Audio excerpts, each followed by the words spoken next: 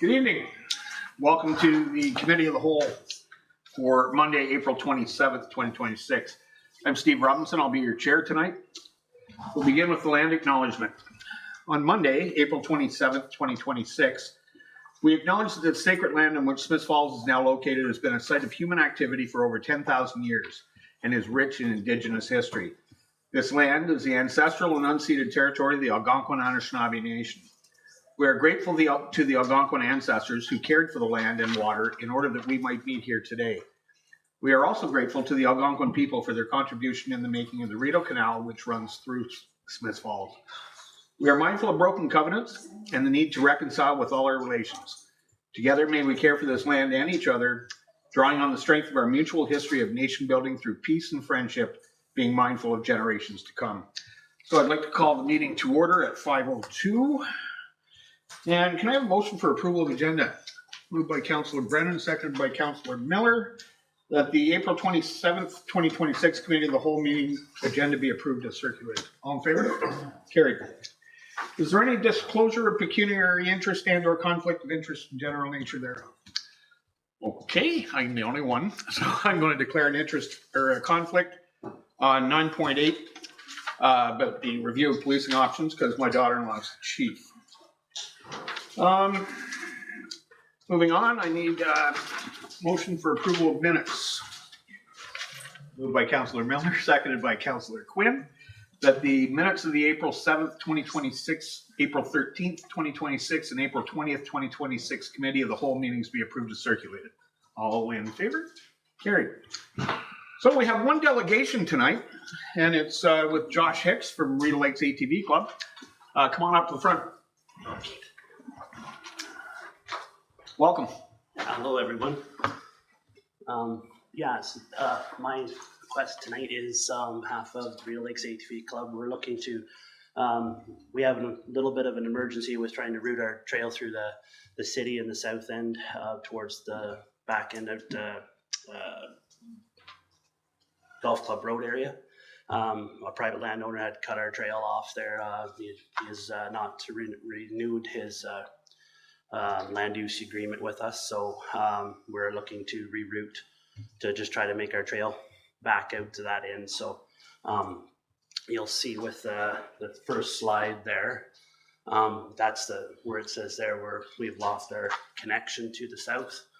So what we're trying to attempt now is just to reconnect that with a couple of streets in the town. As a temporary basis, we are trying to get the Cataraqui Trail from the town limit over to Golf Club Road, but it is owned by the CRCA and they have to go through their approval rating before we get it. It is going to take a bunch of time and might not happen even this year. So we have to put a kind of Band-Aid on it for now. And we're looking to get the use of a couple of streets here in town. So if you go to that one, so that was basically what we have broken down of what's going on with it. So you'll see that the route through town is, I think you'll have to go to the next one. So, this is the Cataraqui Trail section that we're trying to get over to the Golf Club Road. You'll see in the blue section at the top, that is what we currently use of the Cataraqui Trail right now on the city limits. From the blue section down is the purple jagged line is the new section we're requesting from the CRCA. And that, again, will take some time. So this here is the request we're doing today. Basically, Broadview down to Jasper Avenue, and then Jasper Avenue out to the Jasper Highway, basically. Okay. And for any interest of riderships and how many riders we'll be having down through that area, usually we have about 25 riders on an average during the week. It's not a crazy busy trail. It just gives our connection. You'll see a little more ridership through the weekend, obviously, than through the week. But it's not a crazy steady traffic, but it is. There is definitely traffic on it for sure because it will be our main trail. So There are two other options we have if in consideration, but we do want this Broadview to Jasper. I think is the best routing. It's the smallest impact area, and it's the quickest route through the town. And as far as that is concerned, I did want to update for the council to know the next slide there. Option 3. Option 3 is another route around over to the mall. Just the two other options. These are the new loops that we've created. I've been working with Jeff with the town for tourism, and he came to me and said, what's a good way to get ATVing into the town? Make sure that we're known for an ATV destination. We came up with these routing some of these loops. So this one on the right is what they call the Quad Counties loop. We got this made last year. It's a multi-day run. It is, you can start it anywhere on the whole map, but we want them to start it off in Smith Falls. So it's a multi-day run where you do the whole, so it's about 323 kilometers. You'd start in Smith Falls and do the upper portion and come back around. What we're trying to do is get that tourism dollar to stay a little longer instead of one day. We've also created these other loops. The one on the left side is a one-day ride. So we're hoping that they would do the first ride, come back to Smith Falls and say, I enjoyed that. Is there another loop I can run out of this town? So I have two more coming. This one on the left is already in use right now. It goes out to the west, out to Verona and Charlotte Lake, and comes back around. And then there's another one called the Bellamy Valley Loop. It's being created right now. It goes from Smith Falls to Toledo out to Plum Hollow, North Augusta, then up through Merrickville back to Smith Falls. So just great little day rides that pump money along the route, and gas stations, food, all that kind of stuff. And we're hoping that this will bring a little more tourism dollars throughout the summer and in the fall and the spring at the same time. So that is kind of why we're needing to get that trail through the town verified. We're trying to open the trail as of May 1st, but we can open certain sections, but this will definitely be one of the snags that we have. So we can get that opened up, that'd be much appreciated. So that's it. Thank you. Any questions, comments? Mayor Penko. Thanks, Josh. And to my understanding, I've not heard of any complaints. Your riders, I think, are respectful of the rules and the laws. And is it 30 kilometers an hour maximum when they're on the streets? Yes. Yeah. So I think it's a great compromise, and I think it's, as I said, there's been no problems, and so I think everyone's respectful. So I'm supportive of the recommendation. Great, thank you. Anyone else? Well, I saw a lot of nodding heads, so I guess I'll be moving ahead. Okay, perfect. Thank you, guys. Next, are there any CAO or directors reports tonight? Mr. Chair, we have no verbal reports, but we have an abundance of written ones. So buckle up. Thank you. We have no committee of the whole consent reports, so let's get into our priority issues. 9.1 with Director McMunn on the Rita Lakes ATV Club request. Thank you, Mr. Chair, and thank you to Josh for your presentation this evening, for the ask, I guess, for amendments to the ATV bylaw. So I won't go over everything that Josh talked about, but really in a nutshell, what the club is asking for is that short section on Jasper Avenue from the Jasper Old Slice split up to Broadview. That's really effectively what the ask is here this evening, because we know that Broadview Avenue in and of itself is not prohibited under the bylaw. So my recommendation is for that short section, rather than make it a temporary provision, it seems to make sense to me to make it a permanent section of roadway on Jasper that can be used by ATVs. So so my recommendation is to amend the current bylaw being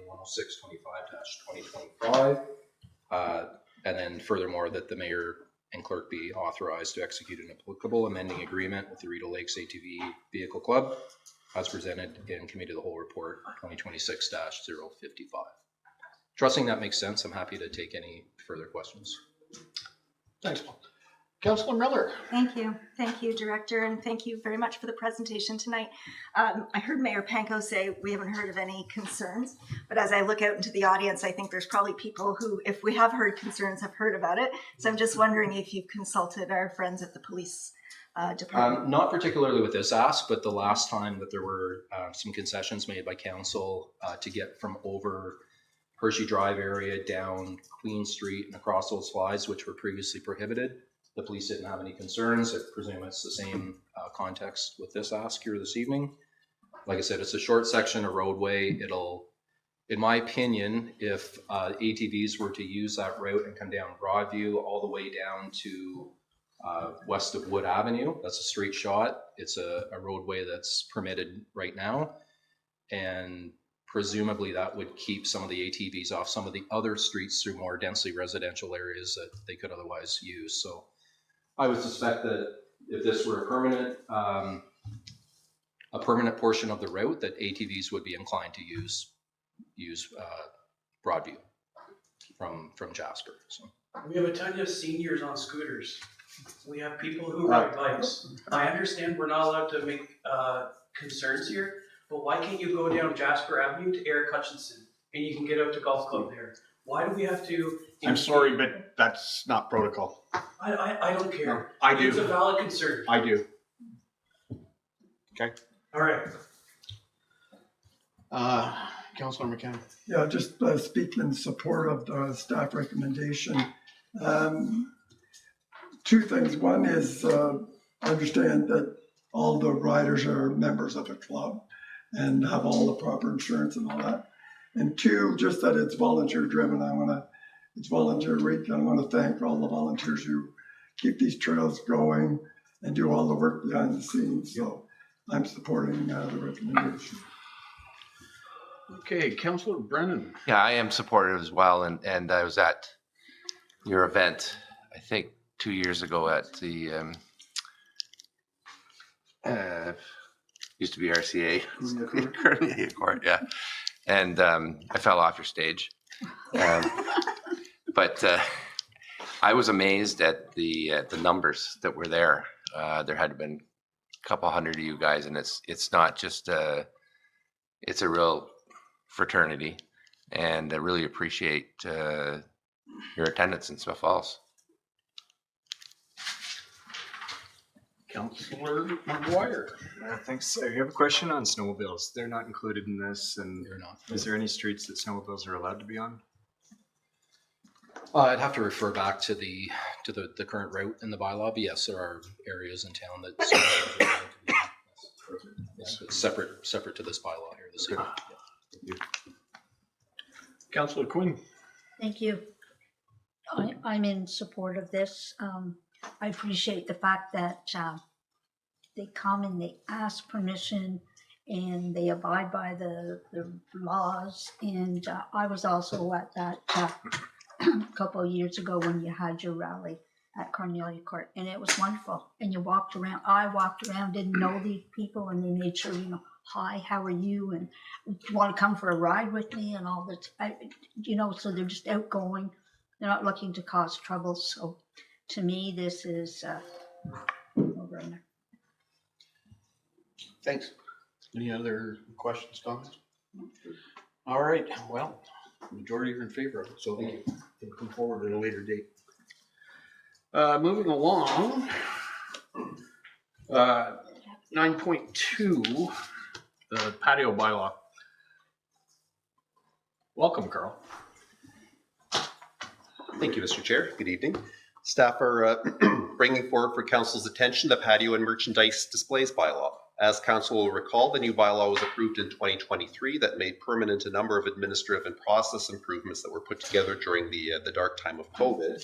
The intent of the bylaw was to support our restaurants and downtown merchants who wanted to borrow public space for a patio or display, which would in turn liven up the downtown and bring activity and vibrance. So design and application requirements were set out in the bylaw, and if satisfied, a sidewalk lease agreement was entered into between staff and the proponent. And an agreement could run for multiple years, so long as the patio stays the same and the business and its owners stay the same, or unless the town needs the land for some other purpose. Following the initial review, consultation, and approval, staff were called for yearly inspections prior to opening and to make sure that everything remained as was approved. The bylaw set out application fees for the initial applications as well as the yearly inspections, and these fees were intended to cover the basic staffing costs of processing the applications. At the time the patio bylaw was approved, council was asked that the initial application fees be paused for 2 years, as there is still some sensitivity to market conditions coming out of COVID and ongoing fiscal pressures on our small businesses. As such, the fees set out in the bylaw were set to come into effect in 2026 and not when the bylaw was originally approved. With that in mind, staff are asking council to confirm how they'd like to proceed as it relates to patio application fees.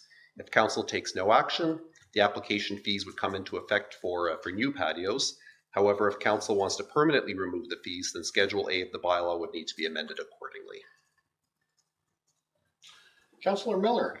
Thank you, Manager Granke, and I appreciate your report. I support continuing to waive the fees for another 2 years. COVID hit our restaurant industry really hard, and just as they were starting to recover, tariffs came into play, and the economy is fragile, and so I'm fine with continuing to charge for the inspection, but I'd like to continue to waive the additional fees. Thanks. Councillor McGuire.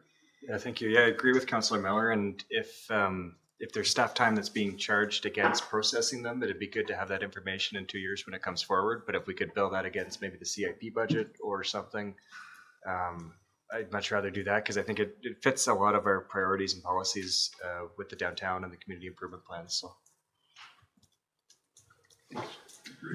Sure. Okay, there's your direction. Majority are in favor of eliminating the fees, but keeping the inspection. Thank you. Just to confirm committee's direction, we're looking at another 2 year pause. Yes. Okay. Thank you very much. All right.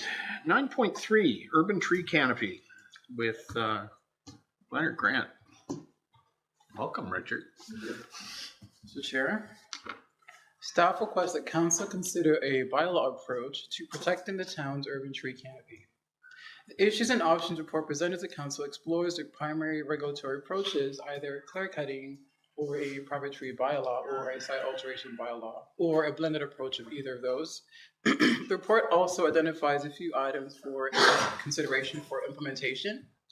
So things such as bylaw scope or the canopy offset mechanisms, just to guide the preparation of a draft bylaw.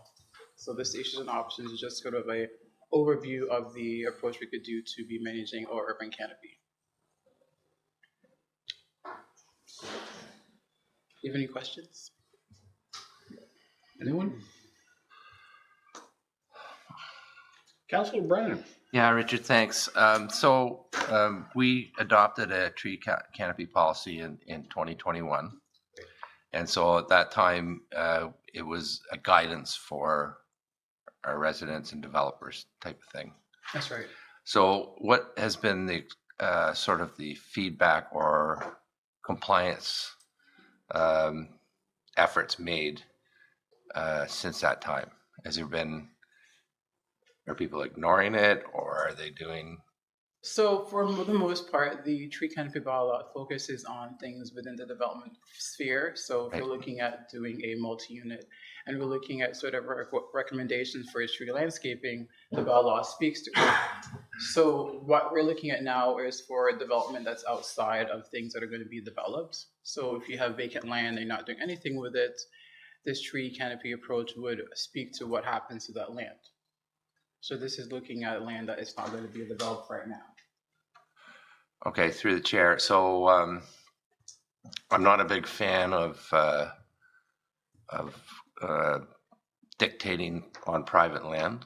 So I don't know that bylaws and especially staff time with bylaw officers is needed at this time. I'm just trying to gauge whether you think it's essential. Yes, sir. Councillor Miller. Thank you. I can appreciate Councillor Brennan's approach. There's been a couple of examples in the area, not just Smiths Falls proper, where big lots with lots of trees have just been taken right down. I guess that's what you call clear cutting. Yeah. And that's been disheartening. You know, maybe some of them needed to go, but probably not all of them. And, you know, in our lifetime, we won't get those back. So I'm in support of maybe strengthening our existing bylaw to address clear cutting in that way. I don't really have any interest in managing a one-off tree. I think we don't have the resources for that, but I am concerned about the clear cutting. Mayor Panko? Yeah, I certainly agree with Councillor Miller on the clear cutting. I think we were looking at this a number of years ago. We would have been preserving a lot of the tree canopy that's otherwise been lost in our community. And I appreciate there is site alteration bylaws and stuff that happen with development, but at the same time, if we can prevent clear cutting and take a more precision approach in those situations, I think that adds some value. The site alteration bylaw, I don't know if we have a lot of properties in town that would apply to. Not necessarily unless it's a certain size or if it's not being used for anything. Has to be over an acre based on Usually. the proposed bylaw. But I guess the potential impact could be quite negative on neighboring property owners if major alterations were made. So I don't think it's a bylaw that would apply an awful lot, but I think when it is applied, it probably would help provide protections to the neighboring landowners, is my thought with that. So I don't really have an objection to it. I think there's value in it. I just don't see it applied very often. So not a lot of work for staff, I wouldn't believe. And when it comes to private trees, I'm a little bit mixed with that. I think most people certainly would prefer to maintain trees on their own property. One, the cost of removal, and two, the loss of shade. Disease trees would be obviously outside of the scope of this, but it would create some work for staff to try and determine what to preserve and what not to if it came down to it. So I guess I'll leave it at that for the moment, hear from my colleagues, but certainly in support of the clear cutting and the site alteration. Councillor McGuire. Thanks. Yeah, it's a hard policy to kind of get my head around. I think when it comes to the clear cutting, if it's a lot that's full of weed trees and Norway maples, then get it clear cut and make sure with the site. I forget the name of the site. When they come forward with the landscaping design for the development, then make sure we get native trees up.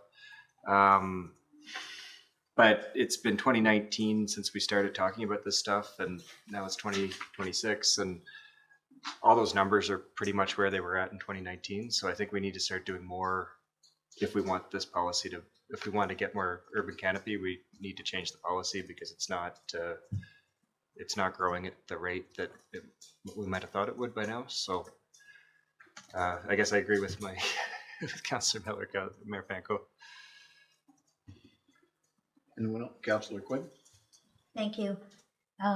Talking about trees, well, we had to have a beautiful tree cut down in front of our house. It was on town property, but that was because, and it was a healthy tree, but was lifting the sidewalk, it was lifting the road, so it was dangerous, had to come down. But on a positive side, this morning, as I was at the Railway Museum, the Real Deal was there preparing to plant pocket forests. So let's support things like that. And these pocket forests are tiny, and people can plant them in their yards. So there is a way that we can continue to support growing more canopy. Councillor McKenna. Yeah, thanks very much, Richard. I know we had the chance to talk about this at our climate action work group. There wasn't a big uptake on going onto a private lot and over creating bylaws to control that. We were going to use, the recommendation from there was to use incentives to get people to plant more trees, and how do we get people voluntarily doing that? But on the clear cut, there is an appetite I don't know how much land we have left that would meet that criteria, but there is an appetite to see how we could first see the plan from the developer before they clear cut the whole lot. And if need be, remove the trees, but if there's some way that we can salvage those. So there is an interest through our planning process to see if we could do that. But definitely, and I know the town is, I think I just read, planted about 400 trees in the last couple of years, and we could plant a lot more. So we are a tree-friendly town, but as the mayor pointed out, most landowners love their trees and want to keep them as healthy as possible. But I don't think we need a bylaw to tell them how to manage their tree at this time. Okay. Anyone else? I guess it's my turn. I'm in agreement that with the clear cutting thing, but I also am in agreement with Councilor McKenna that at this time I don't think we need this bylaw to enforce this right at the moment, because as he said, we are planting trees. We are also going to be growing our own trees, and we won't be buying them, so we can plant a lot more in the near future. So I don't think we need it, but that's my thought. Anyone else? Okay, well, I've kind of got, yes. So to clarify the direction, so we would explore clear cutting and the site alteration. Is that the intent? Yeah, that would be my thought. Everybody in agreement with that? All right, there's your direction. Thank you. All right. Moving along, 16 Jones Street zoning bylaw amendment, and you're at it again. Okay. That council approved the zoning bylaw amendment application for 16 Jones Street to rezone the subject lands from residential type 2 to residential type 3 special exception to permit a one-story 4-unit residential development. And that council adopt the implementing bylaw recognizing the site-specific reduced lot frontage and reduced front yard setback. Okay. Comments? Mayor Panko. Yeah, the only, I guess, in reading the report and the feedback from an advisory committee and feedback from the community, I guess the abutting neighbor had concerns about screening or fencing between their property and this property. And I think the comments in the report, if I'm not mistaken, indicated that the developer is open to that discussion, but is that advanced to the point where the developer would agree to provide fencing to separate the two properties? So fencing would be required, so they have an opportunity to do either say wood or say chain link. So the options are available, but in so much as what they would be required to, they just have to put a fence up. So they would have to be open to suggestion. Okay. We can really force them to do anything beyond putting a fence up. Okay, so no, I think it's a great development on a bit of an odd shaped lot and takes It's a advantage of the challenge. space there that creates some intensification, so I'm supportive. Councilor Brennan. Yeah, that's the meeting, the planning advisory committee meeting. I think everybody that lived on that street were there, and they all had concerns, and we appreciated hearing them. It is an odd shaped lot, but I think in favor of the representative from the applicant was here and was happy to answer their questions. And I think in this particular case, especially, the applicant has a history of doing this, and it's intensification. And I can think of one other instance where it was very contentious, and the end result, I think, is that they actually built and people are living there now is excellent. So I have all confidence in the world. And I think that the residents who were here that night came away feeling somewhat reassured. So I was happy to move that motion at the meeting. So it'll be a good addition to the neighborhood, in my opinion. Super. Well, you've got we're going to be moving that forward. Thank you. Thanks, Richard. All right. Appointment of municipal bylaw enforcement officer with Chief Cheeseborough. Thank you, Mr. Chair. The purpose of my report tonight is to provide council with the results of a recent recruitment for the position of bylaw enforcement to pass a bylaw to officially appoint Travis Hendrick as a bylaw enforcement officer for the town of Smith Falls. Section 15 of the Police Services Act provides that council of municipality may appoint persons to enforce the bylaws of the municipality, and as such, municipal law enforcement are police officers for the purpose of enforcing the bylaws. Section 1 of the provincial offences denotes the Attorney General of Ontario as designated municipal law enforcement officers, provincial offences officers to enforce the bylaws of the municipality under the Provincial Offences Act.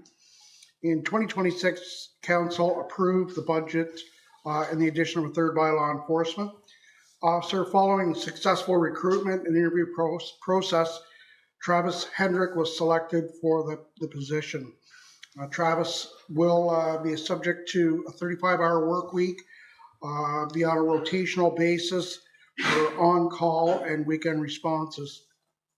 So my recommendation tonight is that the corporation of the town of Smith Falls pass a bylaw to appoint Travis Hendrick as bylaw enforcement officer. Thanks, Chief. Any questions, comments? Looks like thumbs up. Zip along, Mr. Chair. Yeah. Don't jinx us. Well, moving on to 9.6 with Director McMunn on the old water tower.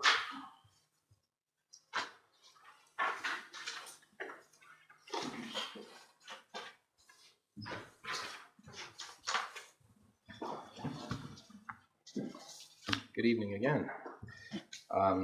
So the report I have in front of you this evening is with respect to the old water tower over in Centennial Park. So I'm just going to read my recommendation just to get that in front of council.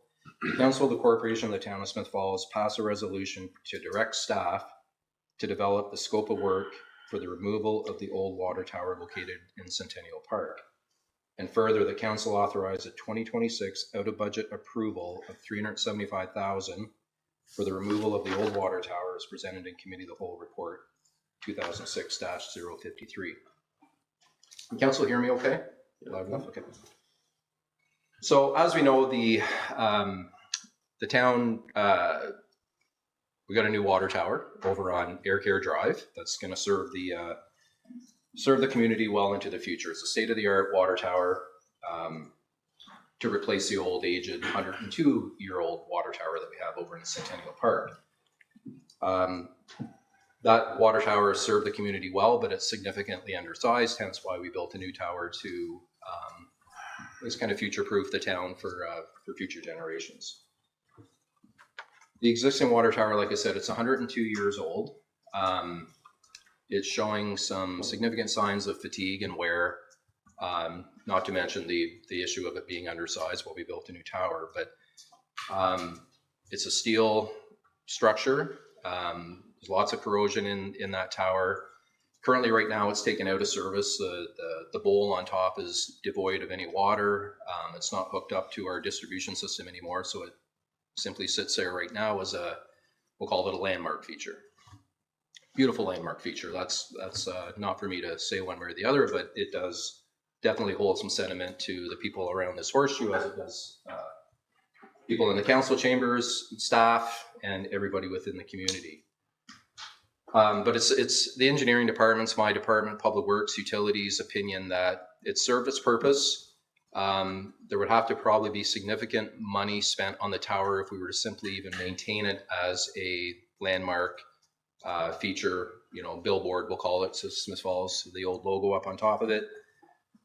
So there is some information in the report that we have from previous inspections that Landmark Structure have done where they've noted some pretty significant issues with the tower, notably with some of the welds, some areas in behind some of the riveting plate steel that we can't see, but we know there's rusting and some degradation of the steel in behind.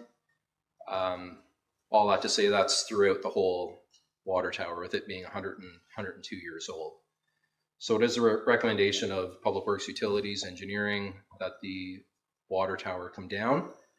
Last week I went to work and I made some calls with Landmark and local here with Glenview Iron and Metal to get an idea of what roughly the costs would be. Oddly enough, the costs came in roughly about the same.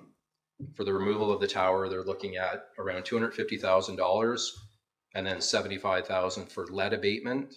Should we run into lead, which I suspect we will.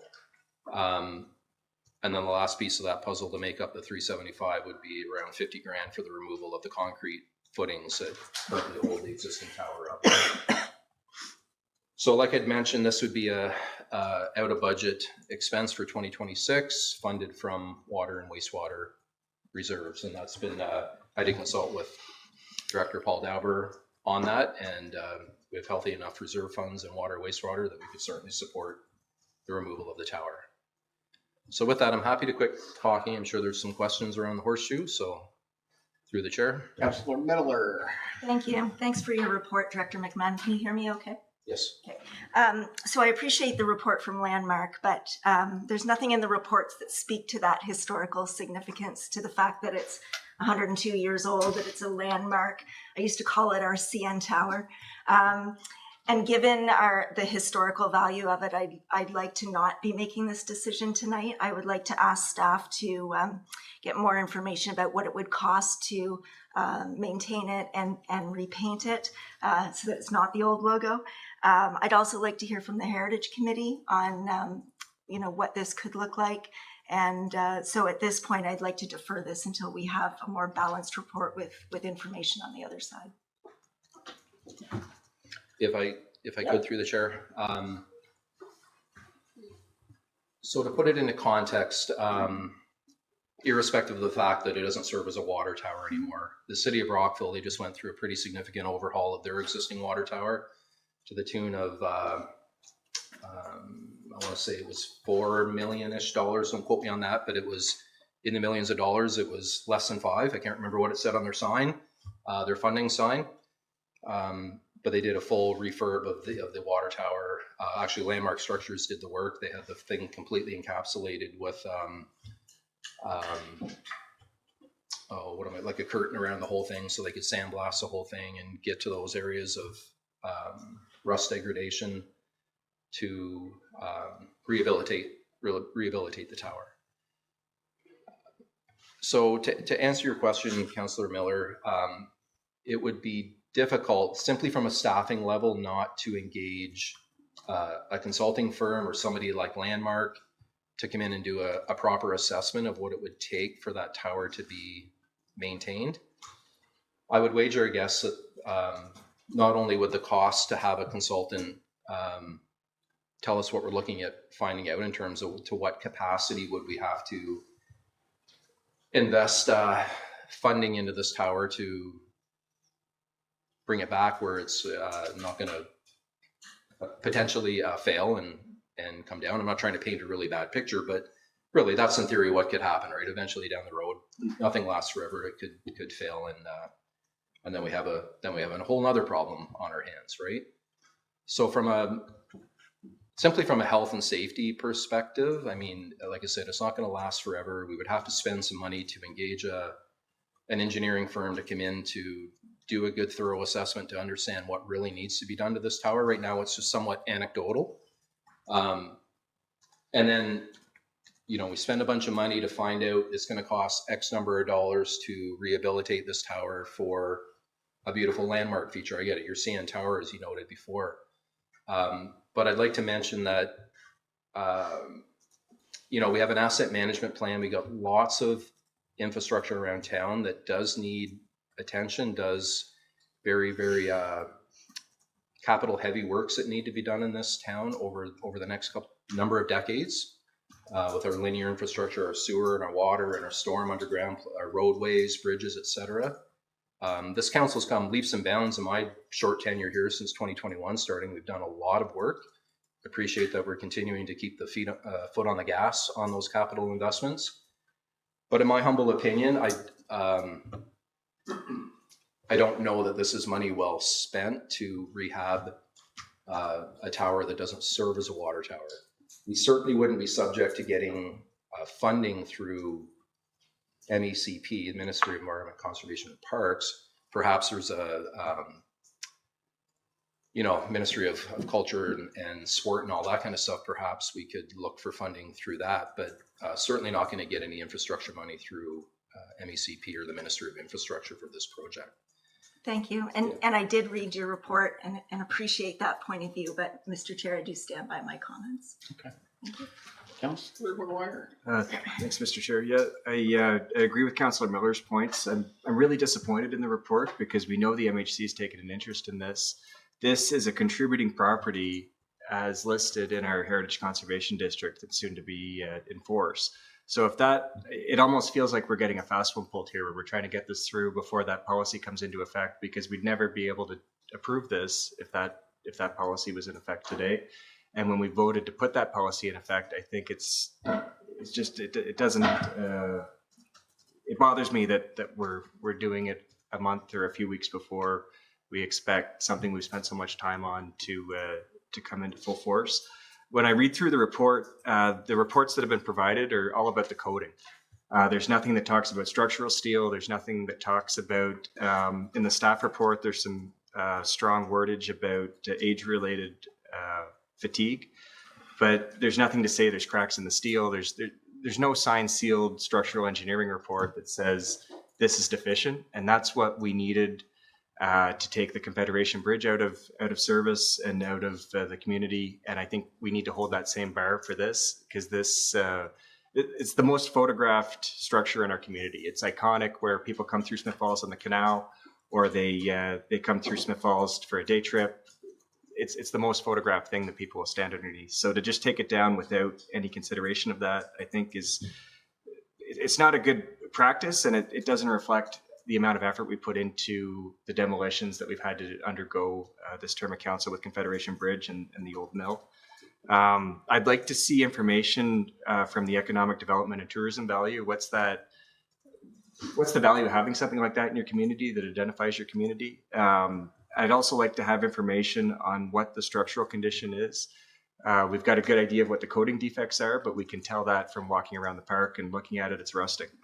And the third thing would be, what would be the cost of painting it? Because if painting it would buy us 20 years for the same cost of what demolishing would be, that would definitely be my preference. If the structure needs to come down and if the rivets are past the point of no return, fine, but I don't have enough information in this report tonight to know that, so I can't support the recommendation. Thank you. Councillor Brennan. Yeah, I've been dreading this debate for a while. I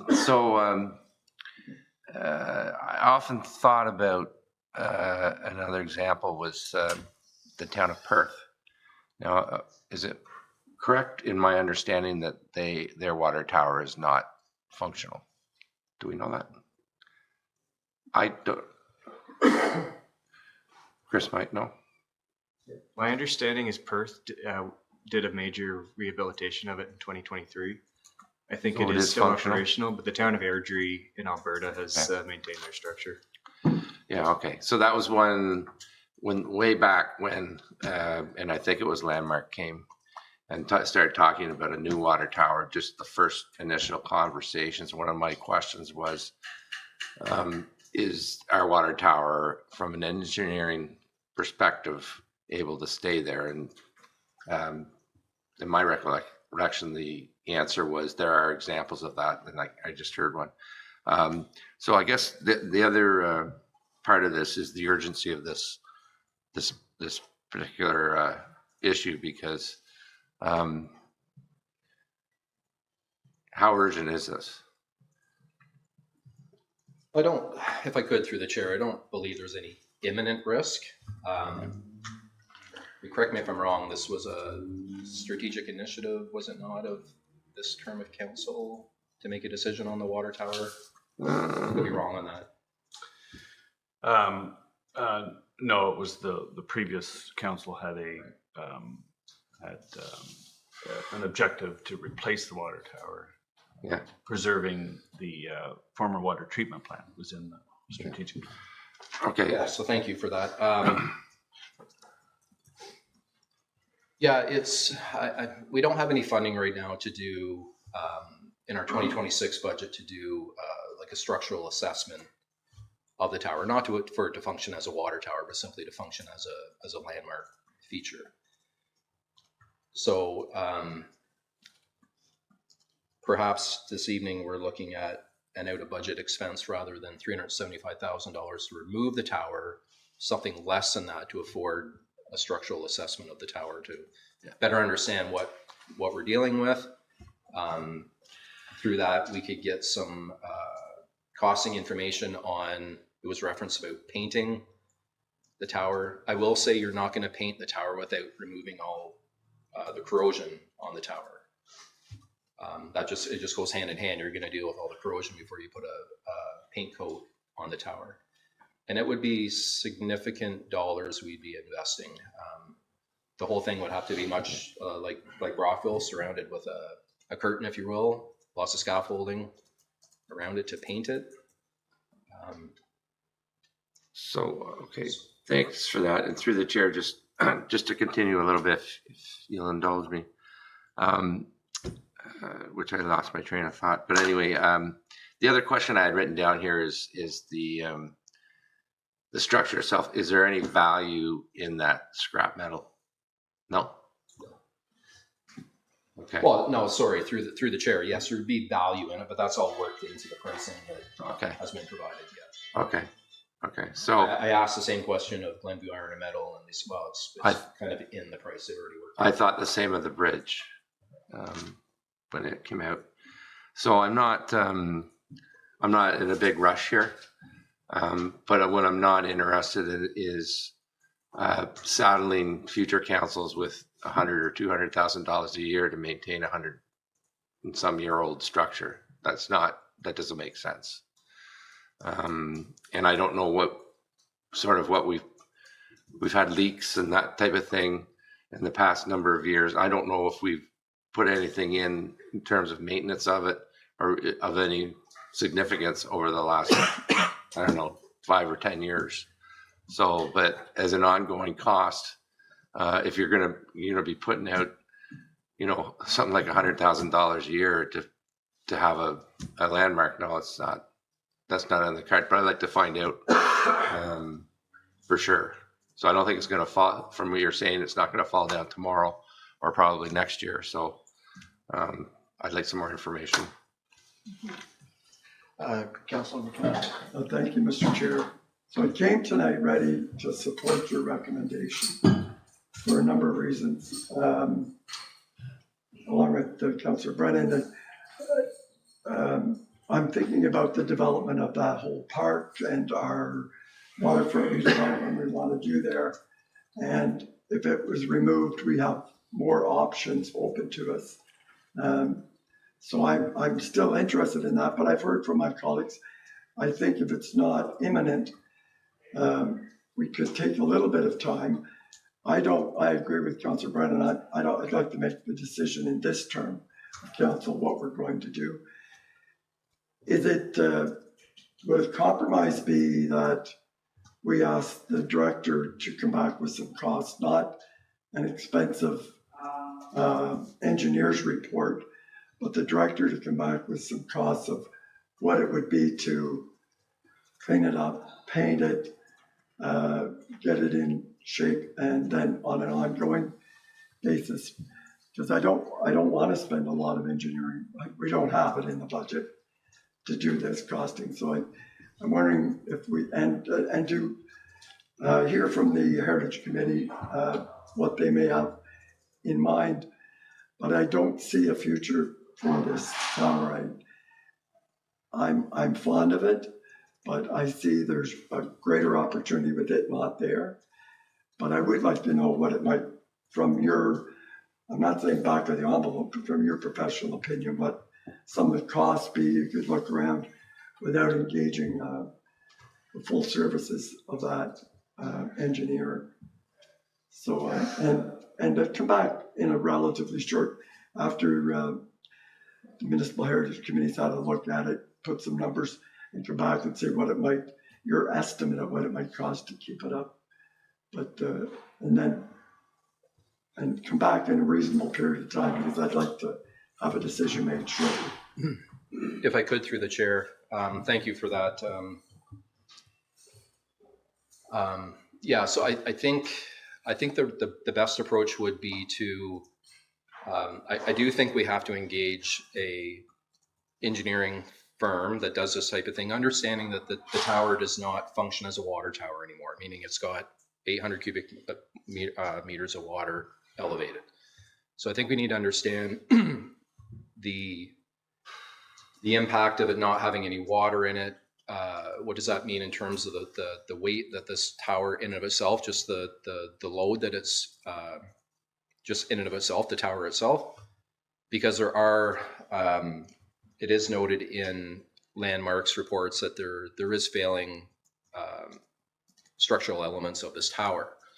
So I think we'd be remiss not to understand what it would, to address some of those items from an engineering and replacement perspective of some of the sections of steel, just with the understanding that we want to turn around and pretty it up, paint it. I wouldn't like for this council to spend a bunch of money. And we're talking about significant money to paint this tower, to turn around 5 years down the road and said, oh, we should have done this because now we've got an issue where something's starting to fail. So that would be my only reservation with that approach. So I think the one has to come before the other. I think we need that engineer's assessment to understand what it is we're looking at, what needs to be replaced, and then we can talk about after that whether or not we want to make the investment into painting, etc. That's just my humble opinion, but that's my professional opinion. So, Mayor Panko. Thanks, Director McMahon, and I appreciate the report is through the operational lens, and it's looking at this as a decommissioned asset that is no longer needed from an operational standpoint. So I appreciate the way the report was presented. But I guess looking at this icon, I mean, it's at the heart of our community. It's in the heart of our community, and for everybody who's been part of this community for their entire lifetime, it's been there. So as an icon, it stands out. It's something we all have a high deal of respect and admiration for, to a point. And I guess that's my concerns reflect on what is the risk, and we need a better understanding of what is the risk, and whether it's imminent failure. What is the risk of failure? If a tornado comes through, is that thing coming down? We're going to withstand that. We need to understand what if high winds or whatever impact, what is the liability that we have by leaving it there for an extended period of time. And then the opportunity of if it's going to cost $375,000 to take it down, how much more does it cost to preserve it? And that's the question we don't know for sure. And I appreciate you've got the example of Brockville, and even just fixing the metal pieces that are broken or deteriorated and painting it is probably a significant cost. I think we need to understand what that cost is, and we need to be able to make an informed choice.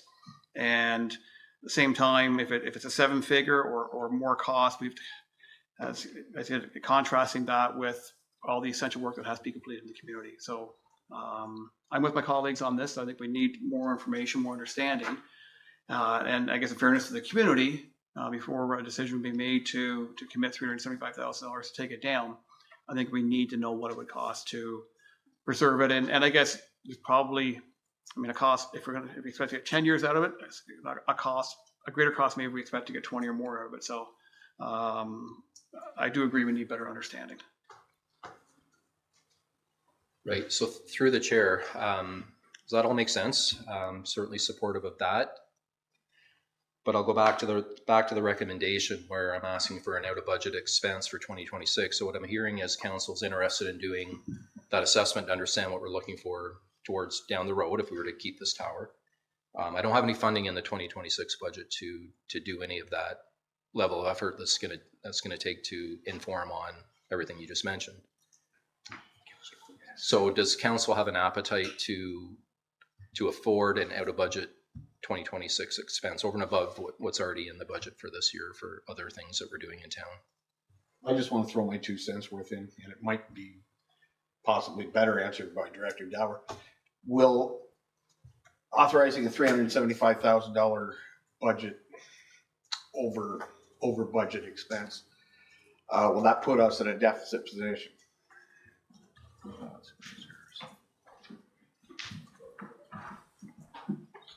Through the chair, if we were to do it through the operating budget, it would put us closer to it. I'm not at a point to say yes, it would, but it could put us closer.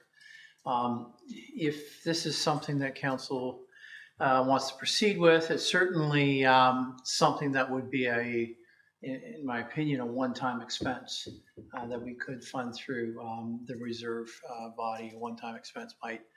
There's a specific reserve that we could utilize for that, but we could certainly come back with that information for council.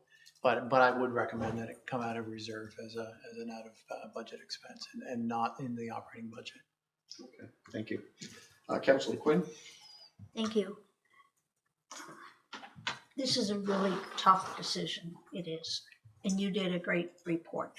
I have to thank you for that. But let's just sit for a little. Let's get a little bit more information. Let's just kind of get our heads around what could happen here. And the other thing too is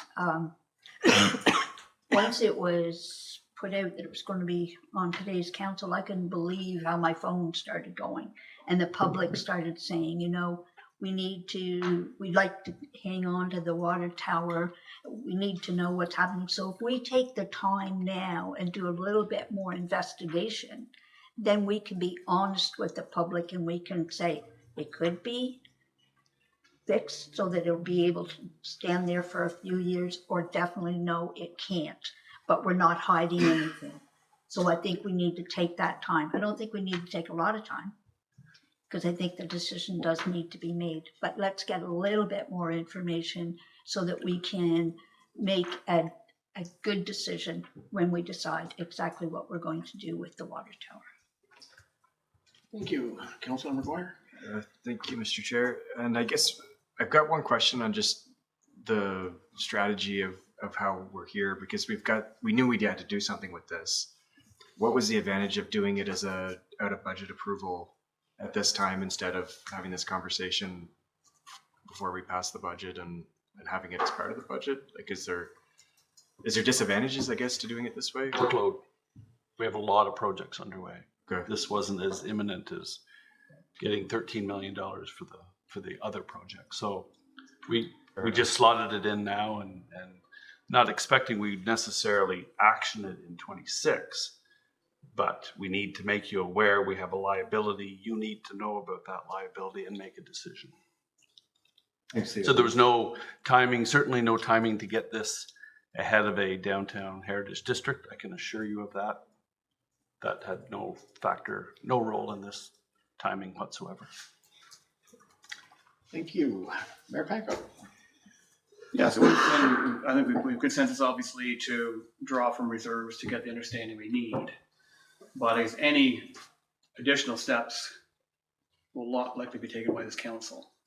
And we have to recognize, I guess it'll be up to the next council in the 2027 budget to actually follow through in any direction we may want to come up with, but to just, I guess maybe somewhat temper expectations. But and the only other factor, and I almost hate to raise the question, but does our insurer have a position on this? Through the chair, that's a good question. I was thinking that myself earlier. I'd have to defer to my corporate colleagues here. I don't know the answer to that question. Yeah. And again, I think that's they assess risk, right? And if they don't have any issue with it, then we probably help suggest we probably have some time to make a plan for this. So through the chair to the mayor, yeah, there would be an implication for our insurance. There would be a cost for the insurance. What that is, I don't know. We would be able to find out, but there would be a liability, of course, that we would have to assume for that. Thank you, Councilor McGuire. How has the construction of the new tower affected our insurance rates? That would have been built in to our increase, which was close to 15% in 2026 as presented in the budget, because of the fact that we were reporting to the insurance company. Now, it doesn't mean the insurance was up 15% because of the tower. A lot of that had to do with our claims in the past. But there was an increase that was directed towards the tower. I don't have the information offhand, but if council wished, I could come back with information on what the increase was for the new tower and what the increase or what the cost would be for the old tower. Yeah, thank you. And again, I came in interested in supporting the removal of the tower or making a decision on it. And there's several landmark reports on this. I hate going, like there's a consultant engineering report that can cost a modest amount, and then there's one that can cost a lot of money. With all the information that Landmark has on it, is it possible just to get a letter from them with some estimates of what it might cost I don't want to spend more money on this property or this asset than I have to. Finding out that information is helpful for my colleagues. Through the chair, I could answer that question, and I did have this conversation with the folks at Landmark.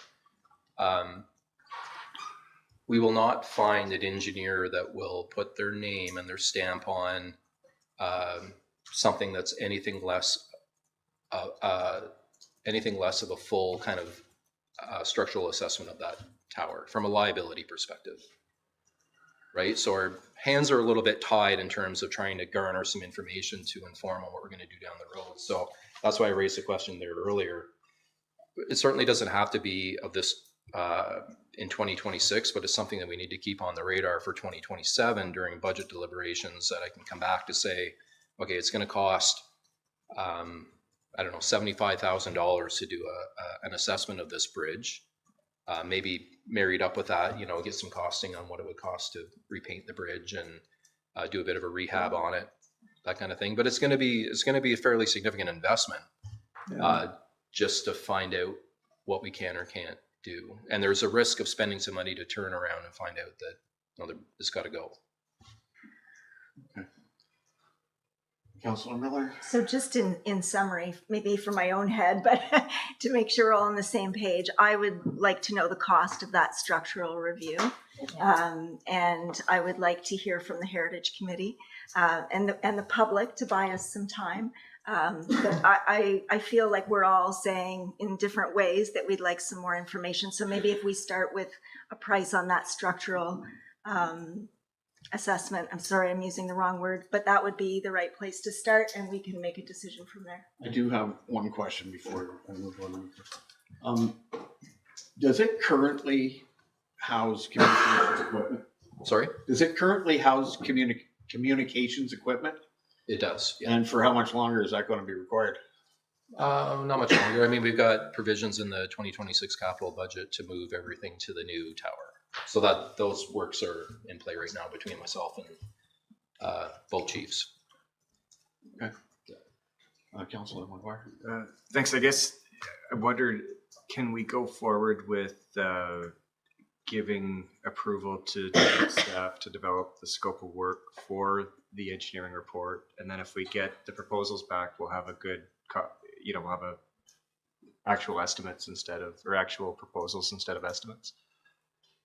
Would that be something that you guys would be interested in entertaining?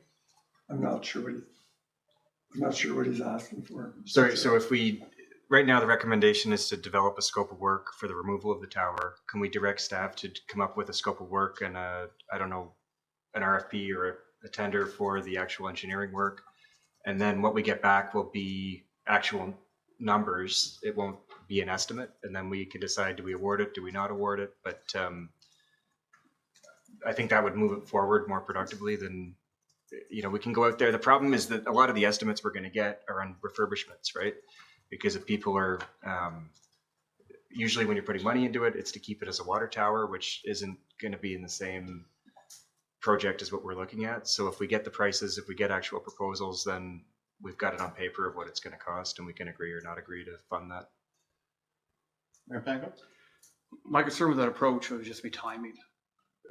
And the risk that by the time we actually get a report completed, this council could be in a position where it's not able to make a decision. So I think we're probably better to have staff take the consensus of what they've heard tonight as the scope of work that's required to get the engineering work done to give us the information we need to make an informed choice. Got your direction? Yeah, I believe so, or maybe I just misheard that. So you're wanting staff to go and secure an engineering opinion, not necessarily a full-on response to an RFP in terms of what the cost would be to rehab or to make it safe, I guess, for the use as a landmark feature, not a water tower. Well, essentially, I mean, Mr. Chair. Yep. No, I don't know. I don't know if it's going to be within the CEO's expenditure limitations to go ahead and hire someone to do the work, or with multiple quotes or whatever process we follow through a procurement bylaw. But essentially, we want to make sure we have all the information we need to make an informed choice. So we do need to understand what it would cost to preserve this as an icon. So what structural work would have to be done, what painting work would have to be done to preserve this for decades going forward. So through through the chair, without assigning a budget to that effort. Yeah, I don't know if we would know the budget until we.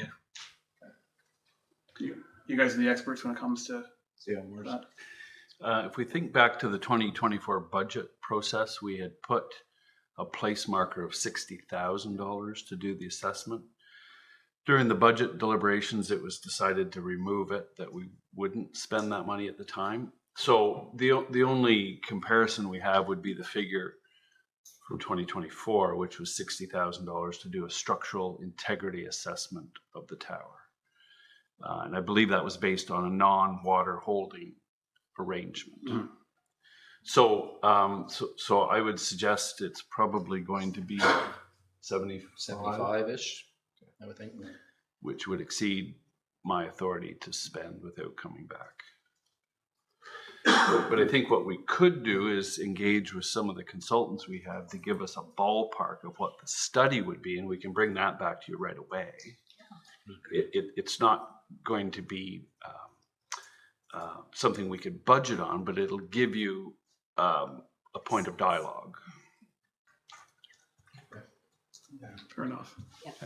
Yeah, I wouldn't support spending $75,000 or $60,000, but I'll wait till that if there's something that can come back and give us information in a relatively short time. And I'm okay with that. Good. Okay. Thank you. Direction then. Thank you. Moving on to 9.7, Bill 98, Building Homes and Improving Transportation Infrastructure Act with Manager Grinke.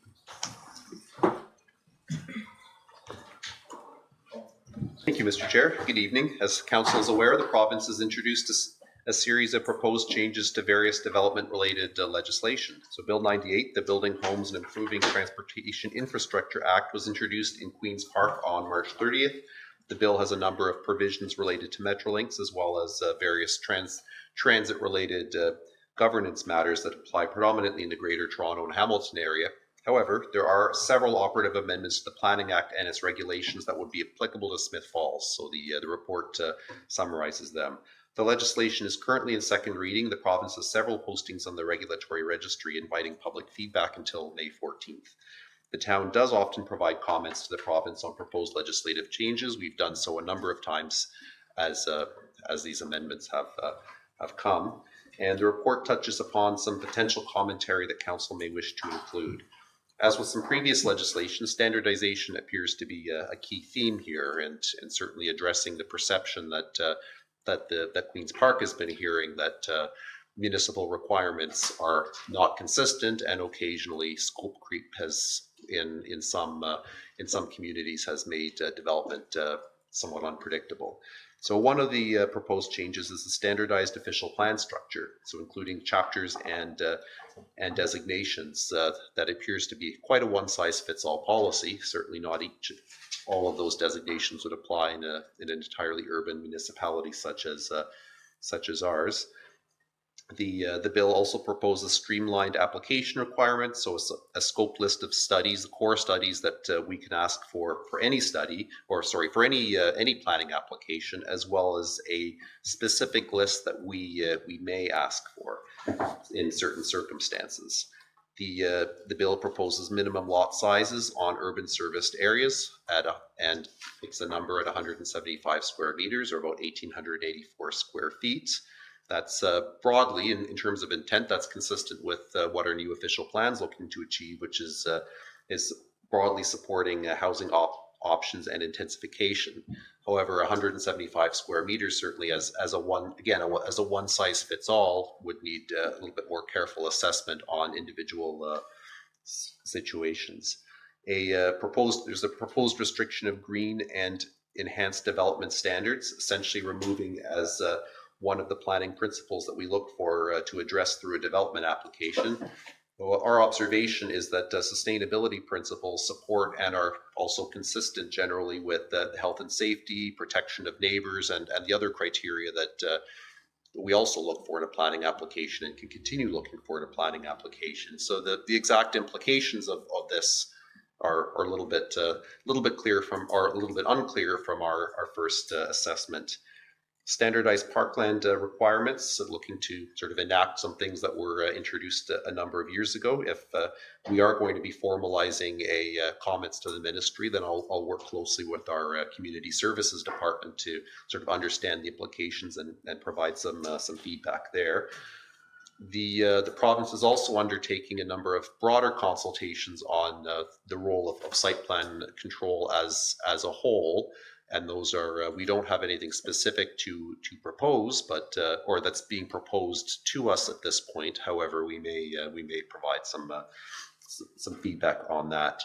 Tomorrow, staff are meeting with Dillon Consultants to understand and discuss how this legislation, if passed, how it would affect our own official plan process, and if there's any changes that we need to make. Council will recall that the PPS changes a year ago or so have caused us to sort of change tack on our growth projections. So we're hopeful that there won't be anything as substantial this time, but we'll have that conversation. So but what we have right now is a proposed policy that's in front of us. Certainly the pace of change and the volume of legislative changes in the planning and development approval sphere has been fairly aggressive over the last number of years. So we've been so staff, our stakeholders in the development industry, and elected officials have been trying to understand and keep track of the ones that are changing. So in conclusion, we think that there are some points and some feedback that are worth providing to the province, and we'd certainly invite council's direction to provide that feedback, and we'd spend the next couple of weeks while the commenting period is open, finalizing that, perfecting that, and sending that out as part of our municipal submission. So I'll pause there in case there's any questions from council. Thanks, Carl. Any questions or comments? Councilor McKenna? Yeah, thank you, Mr. Chair. And certainly I would support the feedback that you've identified, and I know you're going to have further consultation with Dillon tomorrow, and there may be even more, but I trust that the outline of the feedback that you've identified here, I would be very comfortable supporting that being given back to the ministry. I also want to just acknowledge the work that Mr. Grenke's put into this review.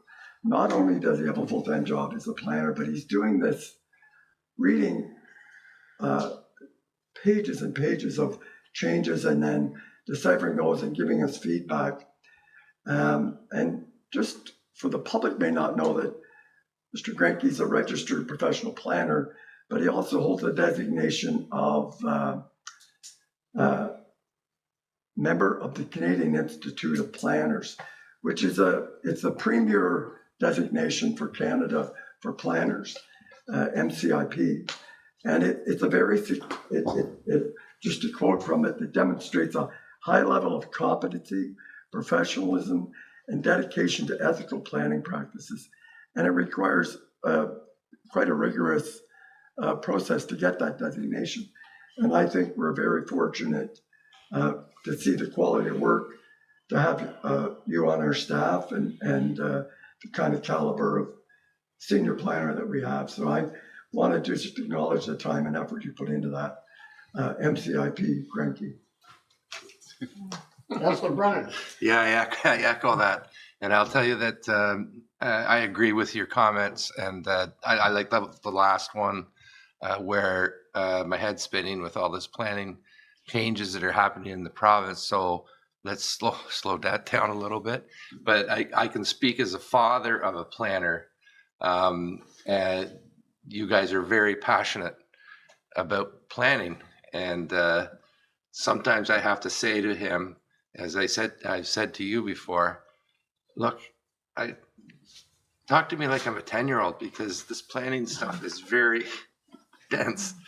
But I totally agree with Councillor McKenna that you spend the time. I trust your opinion on this legislation. So go ahead and make those comments, and make the last one. Make sure you put that in as well, about slowing down on the vast changes that we're experiencing.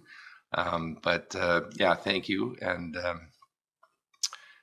just keep talking to me like I'm a 10-year-old.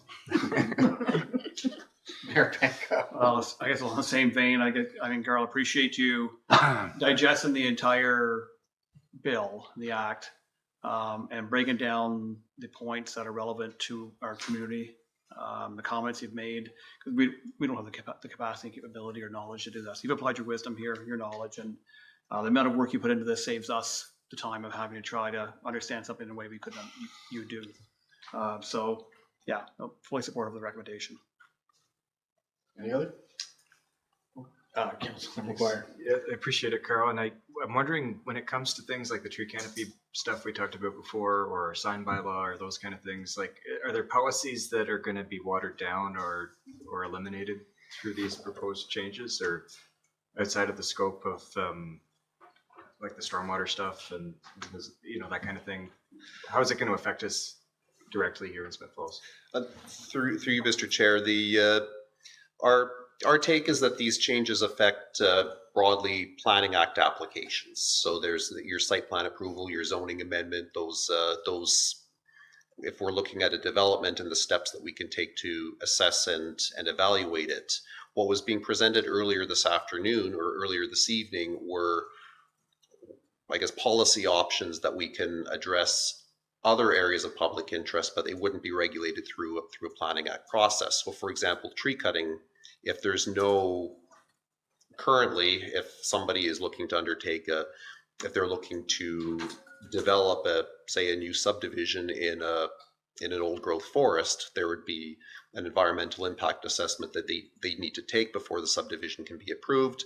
But if they clear the trees beforehand, or otherwise if they just clear it in speculation and with no development in mind, then that's what that looks at if it's outside the scope of, say, a Planning Act application. And our take is that this doesn't impact.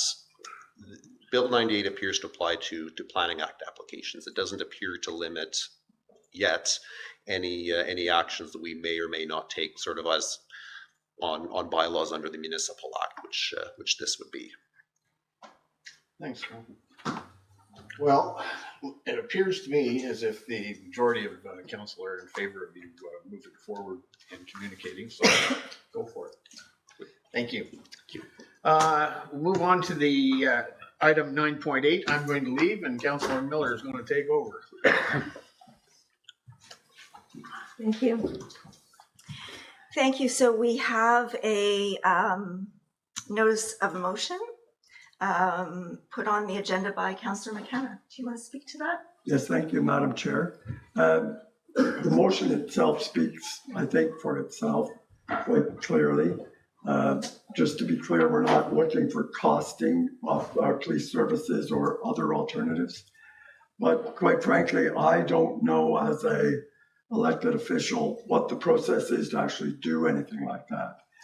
And as I mentioned in my draft motion, the public have come forward on several occasions, especially election time or during budget time, saying, why don't we do this or why don't we do that? I don't know what the process is. I don't even know if the province is entertaining that option of going to look at other costing models. But I do know that council has an obligation to act to deliver a police service, which we're doing, and a very good police service. But we also have a responsibility to do it in the most effective and efficient way possible. So I thought that there's no doubt in my mind that with the upcoming municipal election, that it will again be on a topic for debate. And I think the public and anybody running should know exactly what they're talking about. Because I don't at this point know what that process is to actually go through a police costing. So I thought it would be pertinent and timely to ask staff to come back and describe what a police costing process looks like. If there's costs involved, what are the ramifications? How long does it take? Is the province open to this kind of thing? And then just present that report as information to us in late June, and let the candidates running or the general public think about it as they go through and elect their next council. And it may help inform that debate. That's simply all it is. Thank you.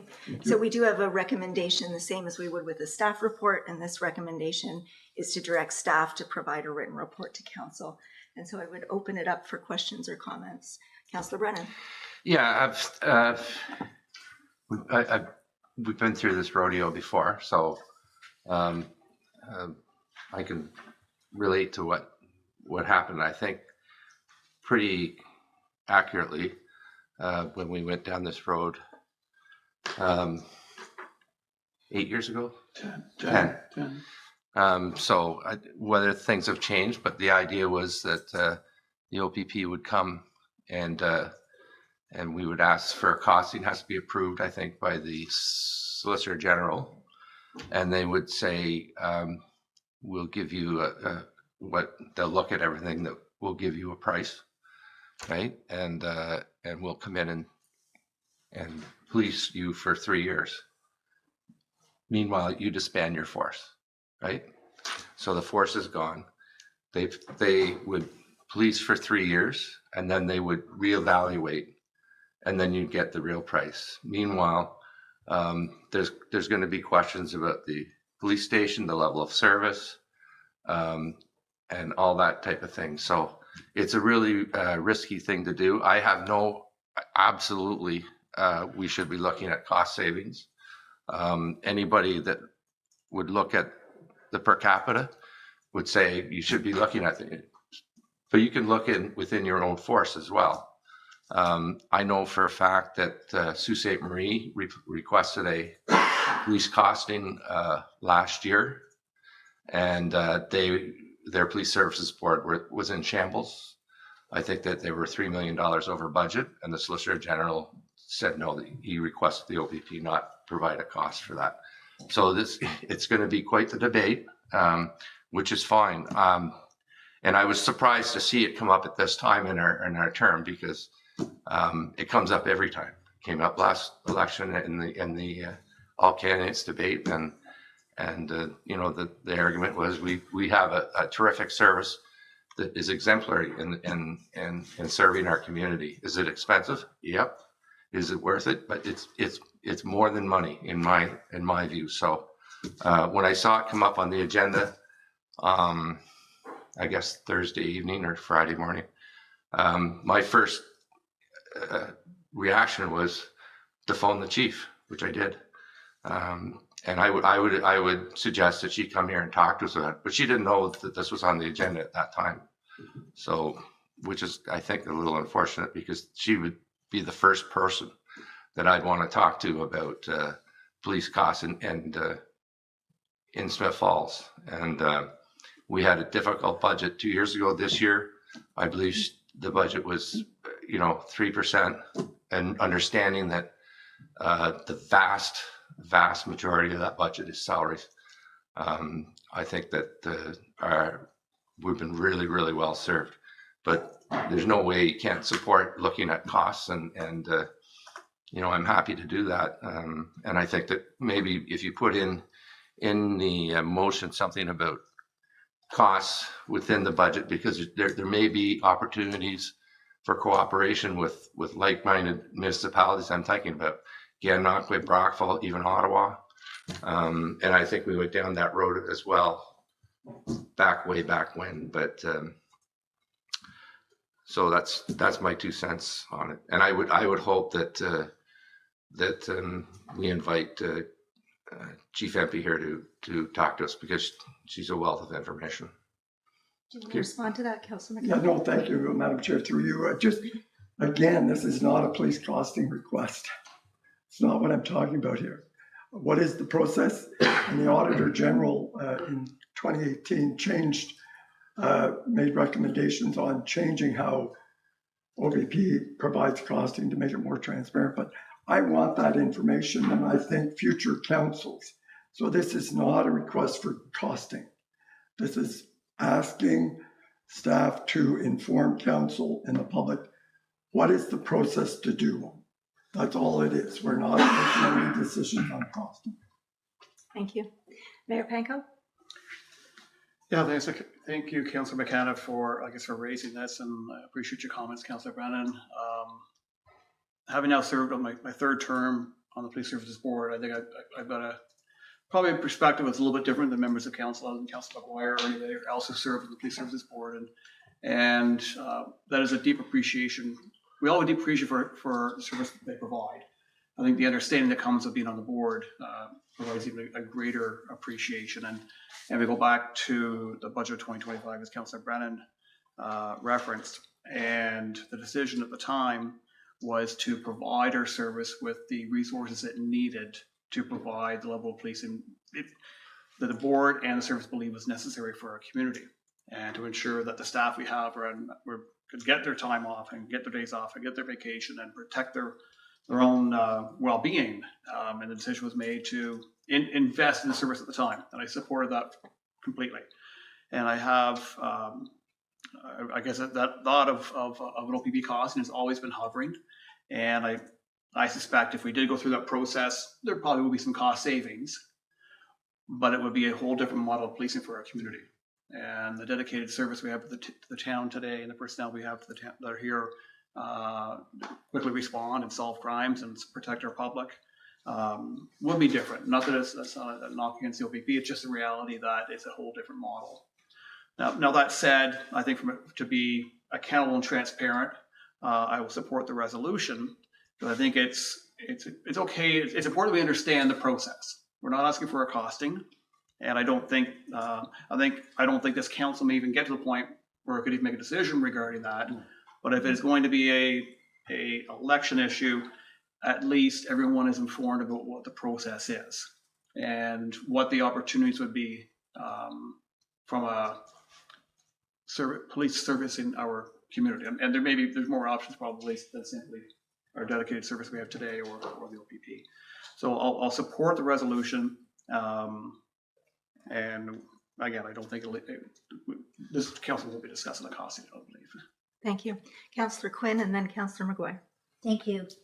I will support the resolution, and it doesn't mean, in my opinion, that we're saying that our police force are not doing what they should be doing. We're just keeping our minds open. We're looking at all costs, just like we're looking at the water tower. It's the same thing. We have to make sure that we have our minds with all the information that we need and the process that we need. And yes, let's get the chief here. Let's have her hear what she has to say. That's important. That's what we need around this table. If we're going to be making decisions, we need that type of information. So I'm definitely going to support the resolution, and I'm very happy with the policing that we have. And I watch them all the time because they drive right by my door. So I see them. Right, Councillor McGuire? Thank you. Thanks to Councillor McKenna for bringing this up. I think after almost 2 terms on the Police Services Board, I don't see any opportunities, or there's no low-hanging fruit there for cost savings or changes in structure that would create policing for the town that's more in line with other municipalities in Ontario. And I think as we look at every year, we look at our capital budget and we're pulling stuff out. We've got kilometers and kilometers of roads in town that are past their service life. The basic reality is that you can't afford to police a community when you're spending 30% of your budget on policing. I think this is a responsible step going into the elections. I would like to see some kind of action on what's coming forward before the election, because it always comes up, and the more information we have going into an election, the more educated vote we can make when it's time to make that decision. So yeah, fully support this, and looking forward to what staff come up with. Yeah, thank you. Councillor McKenna, it looks like you have support, and I just again wanted to thank Chief Empey and the staff for the outstanding work that they do. As someone who sits around this horseshoe, we have a responsibility to our taxpayer and to gather information about options and costs. And certainly 4 years ago when we were running for this job, that was the #1 question. And so I think it's very wise, Councillor, to walk into this prepared, just like we just said about the water tower and other things. We can't make informed decisions, and the next council can't make informed decisions without having all the information. So we will ask staff to prepare a report and bring that back. Councillor Brennan? Yeah, I mentioned maybe having the chief come and talk, so would people be willing to have the chief come? Mayor Panko? Yeah, I think the annual report is not out yet. It'll be out soon. Be a good time for her to come and go through that. Yeah, that'd be great. Good. Okay, and so we'll allow Councillor Robinson to return.